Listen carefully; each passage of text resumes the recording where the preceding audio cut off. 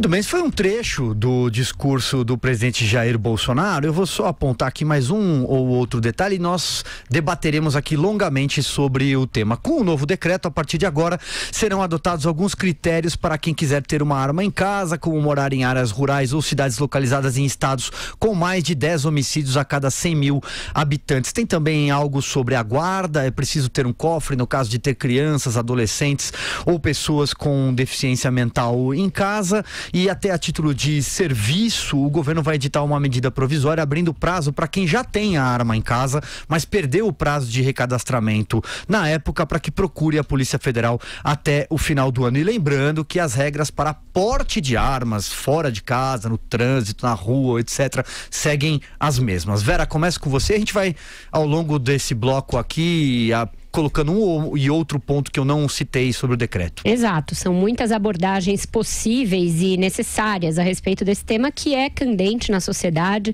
é bastante atual, tem aí uma discussão real e concreta que divide a sociedade a esse respeito. Bolsonaro disse no seu discurso que estava reposicionando uma questão que foi decidida lá atrás, no referendo do desarmamento. O referendo esse que foi ao contrário, decidiu pela possibilidade, sim, das pessoas terem armas, e depois foi alterado por decisões, decretos, pelo Estatuto do Desarmamento, exaradas na época do governo Lula. Então ele falou, as pessoas votaram para ter armas e nós estamos repondo esse direito. É uma questão ultra controversa e ninguém nunca vai conseguir convencer alguém que é contra a liberação de armas do contrário e vice-versa. Então é um tema em que as opiniões são estanques, são muito definidas, é quase dogmática a questão. Então eu não vou perder tempo aqui dizendo o que eu penso a esse respeito. Eu acho que não é esse o caso. Vamos pensar à luz da proposta de campanha do Bolsonaro, do que ele fez a partir dessa proposta e da reação que isso causou dos dois lados da sociedade. Acho que é uma discussão que tende a ser mais profícua desse jeito. Ele prometeu durante a campanha flexibilizar não só a posse, como também o porte de armas. Voltou a repetir isso já depois de eleito, voltou a repetir em entrevistas, no discurso ele fez menção a isso e hoje soltou um decreto que trata exclusivamente da posse. No fim, na fala dele, no discurso, deu a entender que o resto vai ser regulamentado pelo Congresso. Então aí nós já temos um primeiro fato. Aparentemente, tudo leva a crer que a área da defesa e a justiça, as duas áreas, atuaram para que a questão do porte de armas fosse deixada para o Congresso. Viram que haveria embaraços jurídicos se o Bolsonaro tentasse fazer essa questão por decreto. A gente vem tratando disso aqui desde antes. Estão torcendo contra, tudo acham que não, pronto, tá aí. Agora o próprio governo fez uma barreira de contenção no assunto, decidiu que o decreto poderia valer para posse, mas seria problemático se ele também disciplinasse o porte. Então, essa primeira questão já suscitou bastante críticas dos favoráveis à possibilidade de se ter e portar armas. Então, tem hoje uma corrente nas redes sociais, capitaneada, entre outros, pelo Bené Barbosa, que é um especialista, ativista desse assunto, uma das vozes mais conhecidas a favor da possibilidade de se armar, achando que foi tímido, que não atendeu aos propósitos e nem à promessa de campanha do Bolsonaro. Então tem uma certa quebra de expectativa até da parte favorável à liberação das armas. O decreto em si e a fala do Bolsonaro tem como grande justificativa acabar com a subjetividade na questão da regulamentação das armas. Só que ela tem uma série de subjetividades novas ali. Primeiro, na fala do Bolsonaro, né, quando ele diz que o cidadão de bem poderá ter armas. Cidadão de bem é uma categoria ontológica criada pelo Bolsonaro, por outros, mas que não quer dizer nada do ponto de vista jurídico, legal, sociológico. Sob nenhum aspecto você encontra uma definição concreta do que seja um cidadão de bem. Basta lembrar que o João de Deus tinha um arsenal de armas e viu-se depois, ele, que a gente julgava que era um cidadão de bem, não era. Portanto, subjetividade na veia, não há nada que classifique o cidadão de bem. Portanto, deveria ter critérios mais claros a esse respeito. O decreto é vago a esse respeito e bastante amplo. Por outro lado, os que defendem a possibilidade de arma acharam muito restrito, acharam que tinha de liberar mais, que não deveria, por exemplo, haver a limitação para unidades da federação com até 10 homicídios por 100 mil habitantes. E não deveria se pautar só pela questão dos homicídios, porque a questão da arma também seria importante para prevenir outros crimes, para que o direito de defesa tivesse garantido em relação a outros crimes e não só a ameaça de homicídio. E, por fim, outra coisa que causou imensa controvérsia foi uma parte do decreto que obriga essa que você falou, de cofre ou local seguro para quem tem criança ou pessoa com alguma deficiência, o que também é uma subjetividade enorme, está sujeito apenas a uma autodeclaração e não a nenhuma comprovação, portanto é um artigo quase inócuo e foi criticado por quem defende a tese do direito de defesa, dizendo que uma arma num cofre não está assegurando o direito de defesa à família ou ao cidadão de bem ou a quem quer que seja. Então é um assunto tão controverso, que permite tantas nuances e que é tão delicado que tem divisões até entre aqueles que defendem o que o presidente fez. Então, a gente vai precisar esperar que o decreto entre em vigor para analisar a sua aplicação e ver na prática, empiricamente, o que ele vai implicar em termos de aumento de homicídio. Até a cartilha do Ministério da Justiça fala que não necessariamente vai aumentar o número de homicídios, dando a entender que essa é uma possibilidade. Então, tem muita coisa para tratar ainda. Joel, suas primeiras considerações, vamos lá. Pois é, primeiro ponto, eu achei, a crítica dos dois lados, é claro, mas eu achei no mínimo responsável da parte do governo não tentar entrar no tema do porte de armas com esse decreto, e com razão.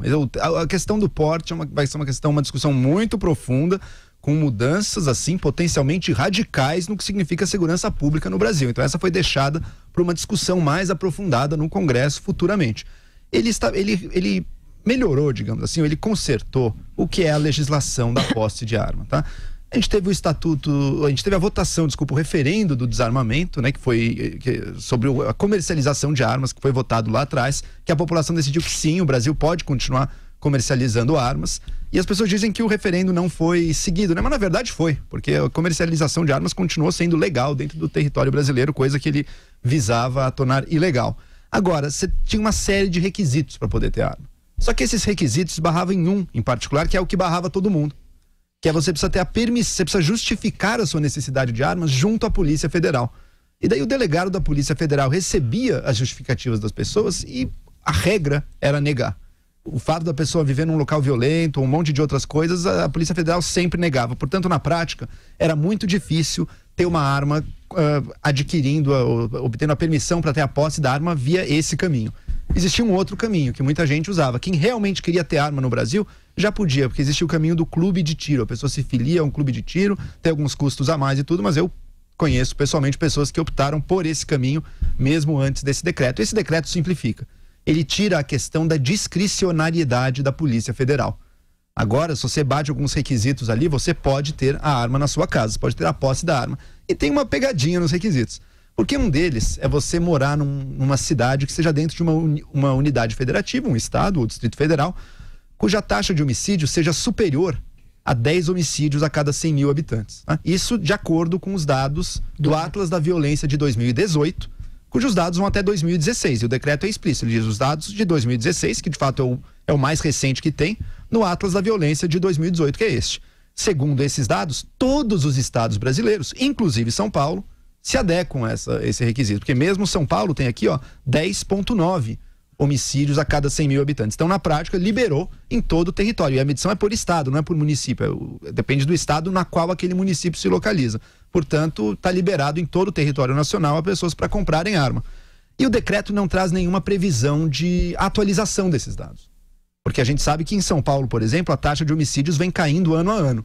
É previsível que em mais um ano, talvez no máximo 2 anos, essa taxa caia para baixo do 10, né, para um dígito. Mas o decreto não tem nenhum mecanismo de atualização. Ele vai se manter baseado sempre, enquanto ele estiver valendo, ou até que alguém entre na justiça, talvez, para mudar algum termo dele, mas a princípio, por anos a fio, se ele continuar valendo sem ser contestado, vai valer o Atlas da Violência de 2018, que tem esses dados. Então, na prática, liberou. Será que vai ter grande... O certificado tem que ser não só um ponto. Eu acho que você tocou num ponto jurídico importantíssimo, mas também é importante dizer que esse certificado tem que ser renovado a cada 10 anos. Então, dali, depois de 10 anos, evidentemente que os números, mudaram os números ou não, mas aí o certificado pode não ser renovado. Mas se o decreto está fixando o Atlas de 2018, ele vai ter de ser atualizado, o próprio decreto, né? Porque é muito explícito. Não diz o Atlas da violência do ano anterior à obtenção do registro, por exemplo. Eu acho que realmente fica aí um impasse na redação, eu concordo, mas é importante dizer que tem um prazo sim para atualizar a renovação. Vamos lá, Joel, desculpa te interromper. Não, exato. E agora as implicações para a segurança pública. Eu acho que, no ponto de vista da segurança pública, o grande debate do Brasil não é esse. Por isso esse decreto não me preocupa tanto. O grande debate da segurança pública vai ser acerca do porte de armas, que vai mudar, se passar isso, vai mudar muita coisa. Eu, pessoalmente, imagino, e eu acompanho aí pessoas que são especialistas na área que falam sobre o assunto, que é o seguinte: o mais importante na questão da posse, mais do que ser a favor ou contra, é dar às pessoas a informação correta acerca dos riscos de se ter uma arma em casa. E isso muitas vezes as pessoas não pesam. Como ela acredita que estará mais protegida contra crimes, o que nem sempre é verdade, mas ela tem que pesar também que ela vai estar mais sujeita a acidentes, que ela vai estar mais sujeita a acontecer crimes passionais usando aquela arma de fogo dentro da casa dela, seja da parte dela ou de outros moradores da casa. Pessoas que tenham tendência a suicídio vão ter mais facilidade em encontrar o meio para tirar a própria vida, então é possível também que os números de suicídio aumentem. Há toda uma questão de riscos aí, e que agora ficou a cargo de cada pessoa decidir. Eu pessoalmente concordo com essa decisão, acho que temos que dar essa responsabilidade para as pessoas mesmo, mas as pessoas precisam se informar e buscar essa informação, porque ter uma arma dentro de casa é uma decisão que pode ter consequências muito sérias. Exato, Joel, e nisso muitos, até deputados e senadores que são ligados, por exemplo, à Polícia Federal, à Polícia Militar, à Polícia Civil, fizeram restrições a um trecho do decreto que permite 4 ou mais armas, né? Permite até 4, mas abre exceções caso você comprove uma necessidade maior que essa. Deputados que são capitães, que são delegados, deram declarações aos jornais dizendo que não é compatível com a tese do direito de defesa, que é aquela tese que embasa aí o direito a pessoa ter uma arma em casa, você ter um arsenal na sua casa, que uma coisa é diferente da outra, e que essa liberação para uma multiplicidade de armas de diversos calibres, sem nenhum tipo de restrição pela mesma pessoa, está desvirtuando um pouco a questão da legítima defesa. Então são muitos os aspectos que merecem abordagem. A questão do porte, o Bolsonaro deu a entender, ao fazer 2 vezes menção ao deputado, que eles vão abraçar o projeto do deputado Peninha, que corre no Congresso e que regulamenta a questão do porte. Quem vinha prometendo que o porte seria tratado também por decreto já evoluiu para essa tese. Deputados aí do PSL que tem essa pauta como uma das suas bandeiras, já dizem, vamos trabalhar no Congresso. Então migrou para o Congresso, deve-se tentar aprovar um projeto de lei nesse sentido, e isso deve entrar na pauta tão logo a nova legislatura tome posse. Em relação a isso que o Joel falou, tem muitos estudos que mostram a correlação da diminuição da possibilidade de se ter armas com a diminuição do número de homicídios. Ok, isso é uma coisa, e a outra é essa questão de fundo mais filosófica, a que o Joel se referiu também, é que as pessoas votaram pela possibilidade de se ter armas, e isso tem de ser respeitado. Isso é uma promessa de campanha, portanto, está coerente com a plataforma vendida na eleição. Até aí estamos todos de acordo que está promovendo uma coisa que tem transparência em relação ao que foi prometido na campanha. Concorde-se ou não, teoricamente. Exato. Existe um olhar, o Joel tocou de certa forma nesse ponto, que é sobre a ótica da segurança pública. É um ponto, aí você tem números, você mesmo está lembrando agora, olha, realmente há estudos que indicam que o porte de arma, a posse de armas é um indicativo de aumento da violência, de índices de homicídio, suicídio e por aí vai. Mas eu acho que existe uma outra ótica, e essa é a ótica que deveria ser levada em conta neste momento, né? A população elegeu Jair Bolsonaro com 50 85%, por aí vai.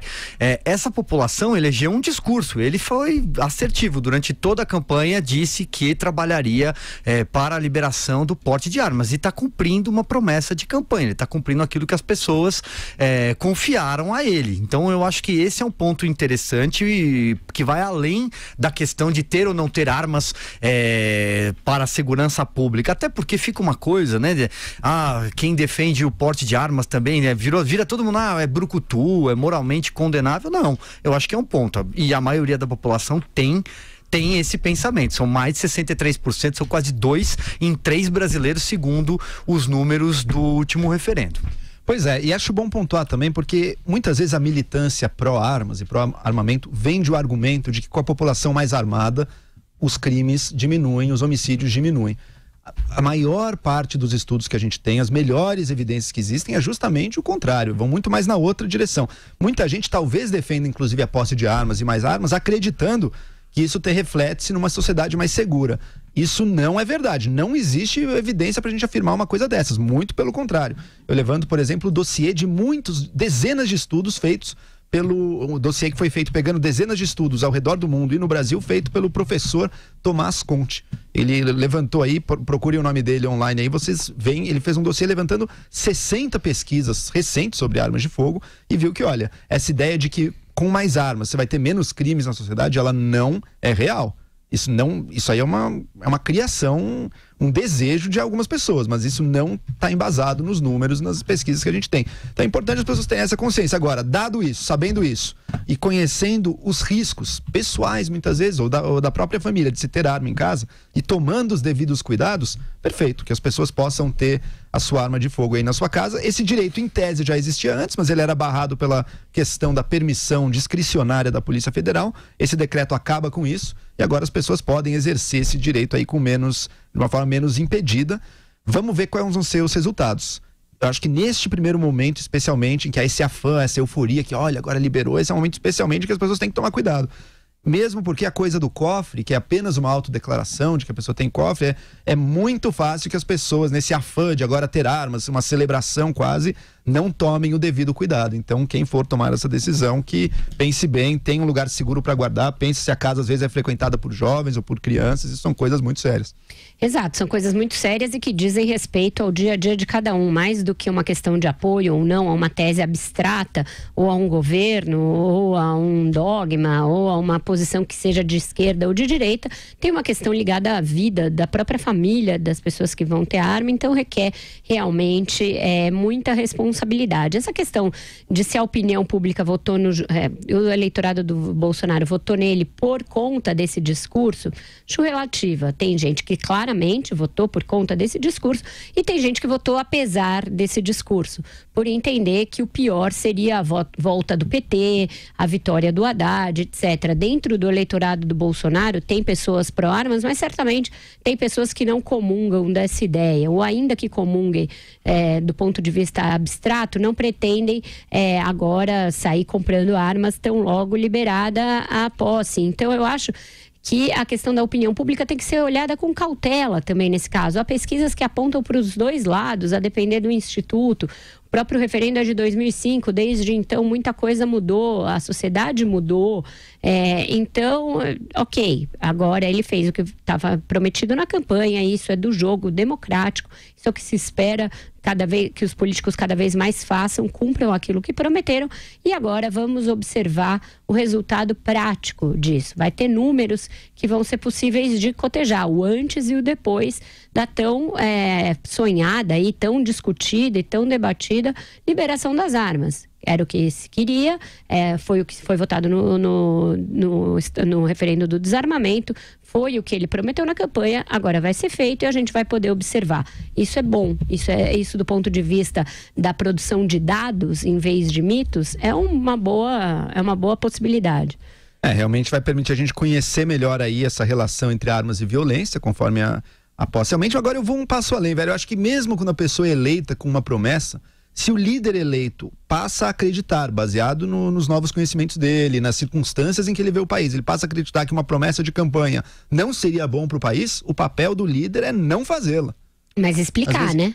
Porque se tá mudando. Se possível explicar, mas pensa na Dilma, por exemplo, foi eleita na segunda vez. Foi estelionato na segunda mesmo. vez, exato, mas infelizmente, ela, uma vez eleita, ela tentou, não conseguiu, mas tentou fazer algo correto, que era negar todas as maluquices que ela tinha prometido na campanha. Ali não concordo com você. Ali mas o papel do líder é esse, ele tem que ser capaz. É claro, ao prometer aquelas coisas antes, foi um erro, mas uma vez, a promessa já foi, é o passado. Agora ele tem que ver daqui pra frente. Será que vale a pena levar isso adiante? A questão do porte, que o governo se comprometeu. Se chegarem mais dados, a segurança pública, os militares olharem aquilo direito e falar, olha, parece que o porte de armas, embora tenha sido uma bandeira de campanha, pode piorar muito a segurança pública no país. Tem certeza que a gente vai seguir adiante com isso? O papel do bom líder, do verdadeiro líder nesse momento é dizer que não. Isso já está acontecendo no governo, não tenha dúvida de que isso já está acontecendo. O Sérgio Moro não é nenhum defensor do armamentismo como uma solução para a política de segurança pública. Então, uma parte do freio e da mudança que foi dada, certamente é devida a ele. Mesmo porque ele está sendo colocado pelo Bolsonaro como um avalista. Hoje o nome dele foi citado 2 vezes, costurado com o ministro Moro, conforme o ministro Moro também decidiu. Então, o do Moro está na reta, para usar um linguajar bem direto aí. Ele sabe que ele vai ser cobrado pelo sucesso ou pelo fracasso de uma política que tem como consequência a vida das pessoas em última instância. Então isso está sendo modulado, está sendo moderado, mas eu acho que caso ele mude de ideia e decida deixar para o Congresso ou decida até não defender isso tem de ser explicitado, porque aí tem uma quebra de expectativa para quem votou, e isso não é o mais desejável no jogo democrático. É o que parece que vai acontecer, pelo menos à luz do hoje. Nós estamos analisando os fatos hoje, né? Dia 15 de janeiro, é o que parece.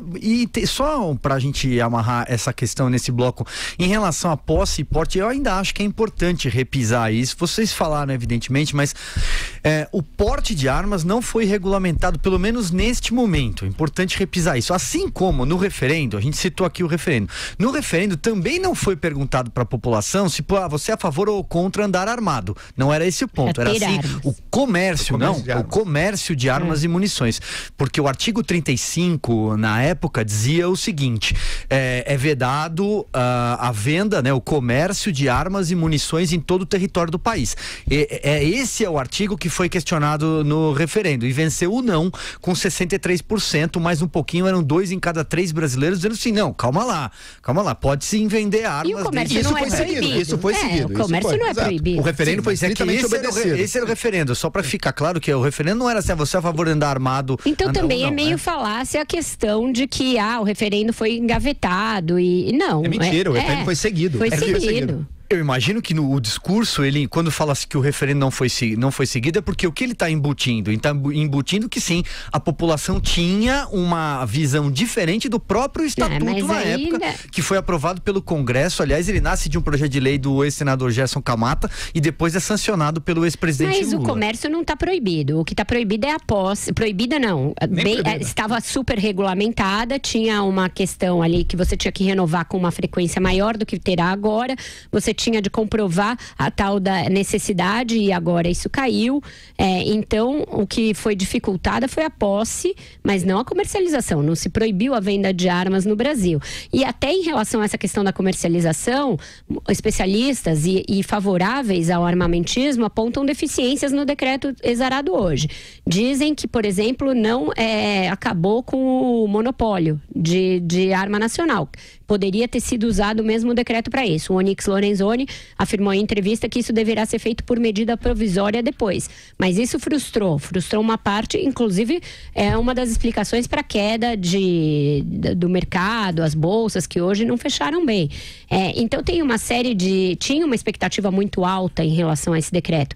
E ele foi mais tímido, né? As palavras não são minhas, são do Bené Barbosa, alguém insuspeito para falar a esse respeito. Eles acharam tímido o decreto que foi assinado pelo Bolsonaro, para ver que essa não é uma questão simples, não é uma questão binária, é uma questão muito delicada e que eu acho que o governo acerta ao ir com cautela.